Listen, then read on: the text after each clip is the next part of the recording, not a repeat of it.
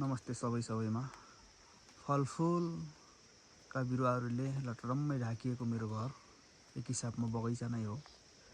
यो बगैँचाको माली बाबाआमा मात्रै हुनुहुन्छ।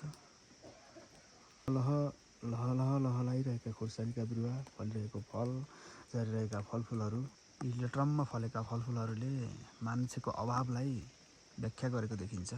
अवश्य पनि मान्छे भइदिएको भए खान्थ्यो होला, यसरी भुइँमा झर्दैन थियो होला। मेरो घर मात्र नभई बगैँचा हो र यो बगैँचामा का मालिक केवल बाबाआमा मात्र, वृद्ध बाबाआमा मात्रै हुनुहुन्छ। यस्तरी खान योग्य भएका फलफुलहरू भुइँमा नष्ट भइरहेको अवस्था छ। ठुलो लिचीको रुख छ, यसमा पनि अथाह फल दिन्छ। केवल बाबाआमाले जति खानुभयो, छरछिमेकीले खायो, नत्र सबै खेर जाने हो।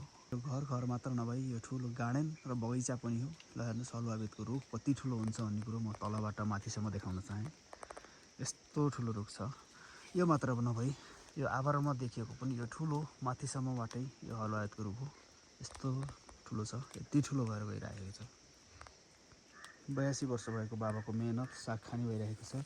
सिमी लहलह भइरहेको छ। अब यो खानी बाबाआमा मात्रै हुनुहुन्छ। केवल हामी पाहुना जस्तो नै हो। ल है सबैसँग नमस्ते। यस्तै छ जिन्दगी।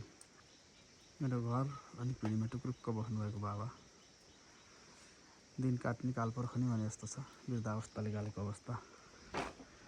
गोठ, लहलह सिमी, टमाटर जति पनि छ खाने जम्मा बाबाआमा मात्रै हो। यता पनि मेरो छिमेकी सबै यस्तै छ।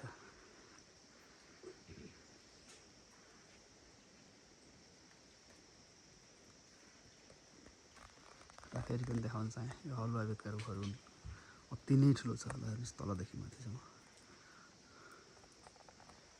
यो हामीले जुठ्याल्नु भनिन्छ। यसमा भाँडा बाँध्ने काम गरिन्छ, आगो फुक्ने। यस्तो छ।